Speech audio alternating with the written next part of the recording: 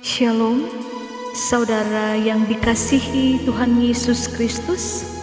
Tuhan kita, Tuhan yang luar biasa.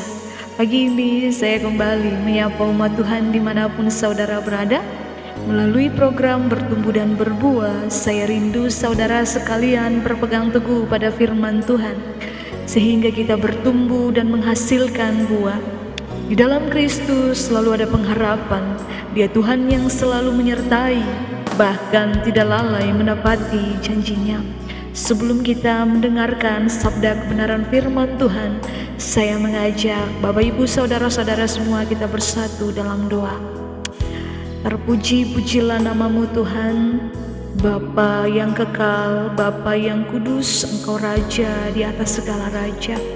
Terima kasih Tuhan untuk kasih setiamu, untuk kemurahanmu bagi setiap kami. Bapa, terima kasih untuk kesempatan yang Kau beri bagi setiap kami. Kami boleh ada di pagi ini Tuhan, hanya karena kasih setiamu dan kemurahanmu. Bapa, dalam kerajaan surga di pagi ini Tuhan, kami rindu Engkau berbicara bagi setiap kami. Kami rindu untuk mendengar sabda kebenaran firman-Mu. Kiranya benih firman yang ditaburkan di pagi ini Tuhan, dia tidak berlalu dengan sia-sia. Dia memakan tempat dalam setiap kehidupan kami. Bukan kami hanya mendengar, tapi kami menjadi pelaku firman-Mu. Karena firman-Mu berkata, bukan setiap orang yang berseru namaku Tuhan, Tuhan yang akan masuk dalam kerajaan surga, tapi mereka yang melakukan kehendak Bapa.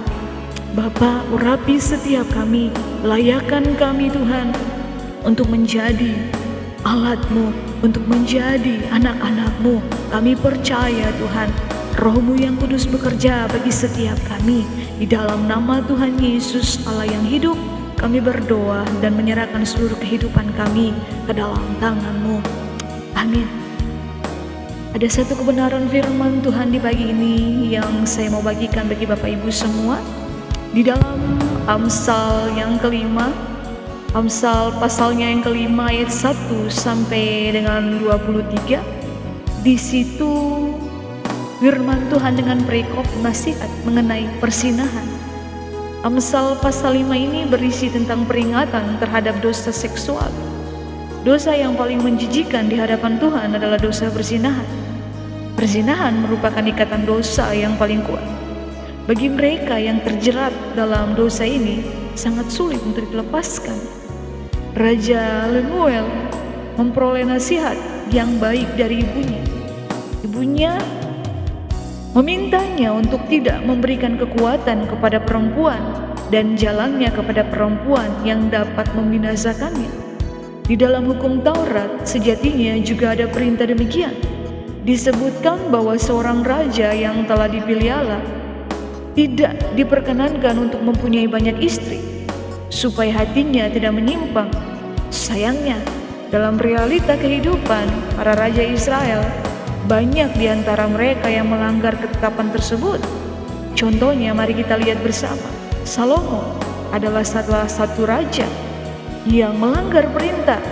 Dalam hukum ini, ia disebutkan mencintai banyak perempuan asing, yaitu perempuan Mesir, Moab, Amon, Edom, Sidon, dan Het. Jika semua istri dan gundiknya ditotalkan, jumlahnya sangat fantastis, yakni 1000. Istri-istri itu di masa tuanya menarik hati Salomo daripada Tuhan, hingga membuat iman Salomo binasa. Salomo berpaling ke hati Allah-Allah yang lain. Ini yang membuat Allah begitu murka. Selain Raja Salomo, mari kita lihat Alkitab juga mencatat kisah yang serupa dan tidak kalah. Dia adalah Simson. Dia sesungguhnya orang yang sangat istimewa di hadapan Tuhan. Dia tumbuh dewasa menjadi seorang nasi yang sangat kuat dan sukar dikalahkan musuh. Akan tetapi, mari kita lihat Alkitab mencatat bahwa pada akhirnya ia harus binasa. Kekuatan yang ada padanya seketika lenyap dari tubuhnya karena rayuan dan desakan Delila dari lembah Sorek yang sebelumnya telah diupah oleh orang-orang Filistin untuk mencari kelemahannya Simson. Saudara-saudara, dua kisah ini hendaklah menjadi peringatan keras bagi kehidupan kita. Bagaimana tidak? Bayangkan saja, mereka bukanlah orang biasa. Salomo adalah orang yang sangat berhikmat, sedangkan Simpson adalah orang yang sangat kuat. Tetapi ironisnya, mereka jatuh hanya karena rayuan perempuan.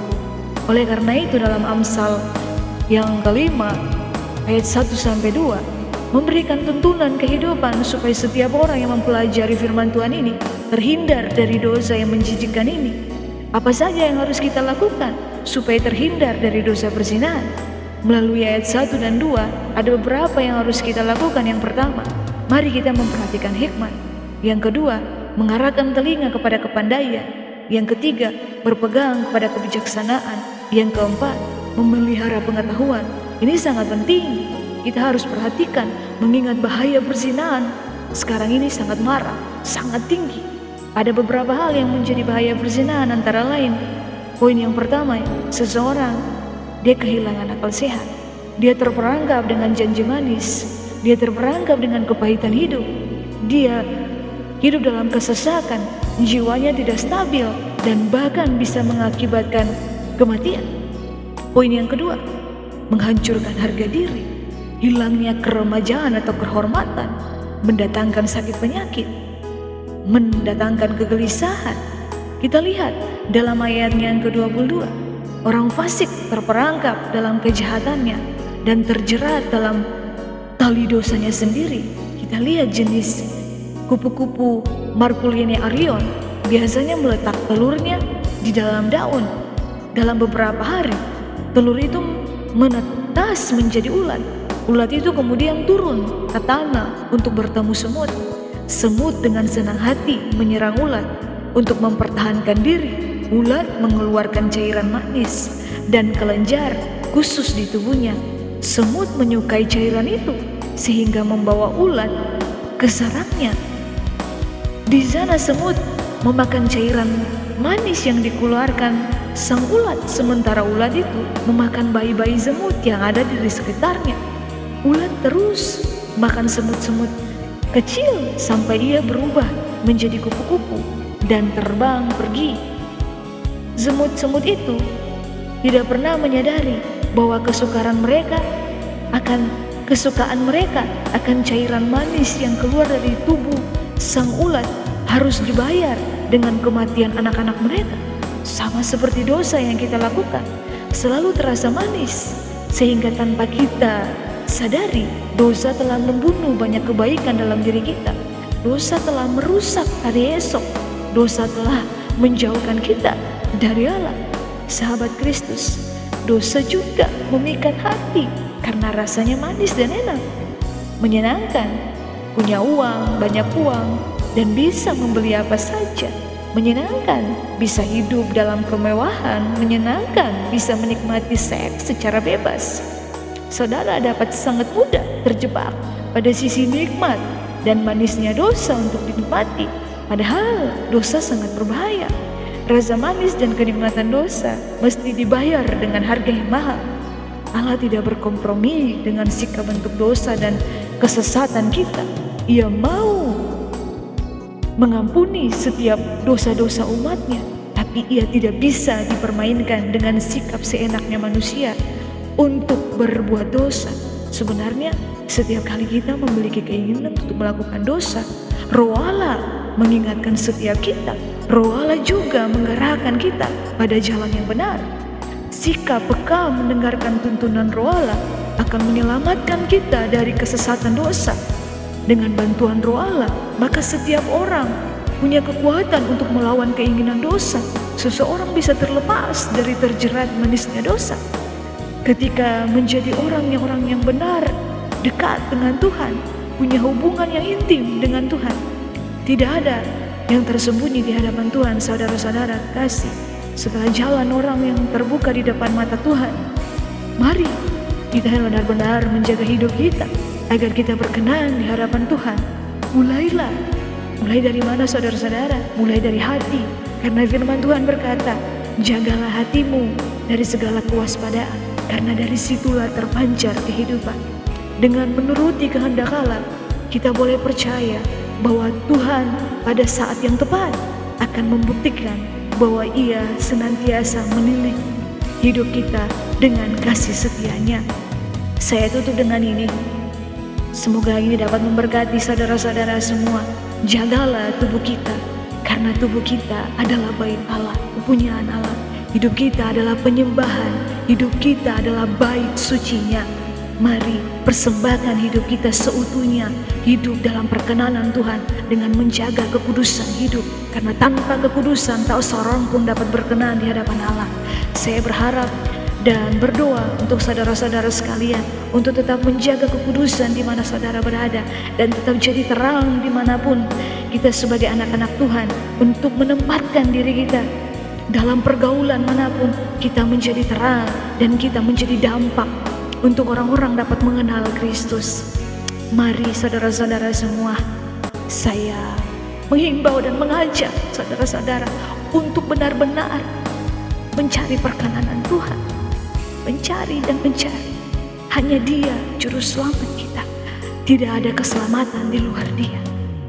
Semoga renungan yang singkat ini dapat memberkati saudara-saudara semua. Mari kita bersatu dalam doa. Allah Immanuel, Allah yang penuh kekuasaan dan kekudusan, terima kasih Tuhan untuk benih firman-Mu di pagi ini. Biarlah firman-Mu Tuhan di pagi ini dapat menuntun setiap kami. Biarlah kami senantiasa Tuhan hidup di dalam perkenanan-Mu. Kami mengejar perkenanan-Mu Tuhan, karena tidak ada yang lebih penting dan tidak ada yang lebih berharga dalam hidup ini selain kita dikenal oleh Engkau Bapa di surga. Bawa kami Tuhan, tuntun setiap kami untuk kami hidup di dalam kekudusan-Mu, di dalam jalan-jalan-Mu. Bapa, kami butuh Engkau, kami butuh tuntunan-Mu, karena kami tidak bisa berbuat apa-apa tanpa Engkau, dan kami bukan siapa-siapa tanpa Engkau. Kami hanya hamba-hamba yang tidak berguna. Untuk itu Tuhan, kami perlu Engkau, kami perlu Roh-Mu yang kudus senantiasa berbicara, menuntun setiap kami. Biarlah firman Tuhan di pagi ini meneguhkan kami, bahkan memberkati dan memerdekakan setiap kami. Engkau Allah Immanuel tidak pernah lepas tangan dari setiap hidup kami. Kami percaya barang siapa yang berharap padamu, barang baik tidak akan hilang daripadanya. Terpuji-pujilah nama-Mu Tuhan, Raja di atas segala raja. Kami berdoa dan mengucap syukur pada Bapa di surga. Amin.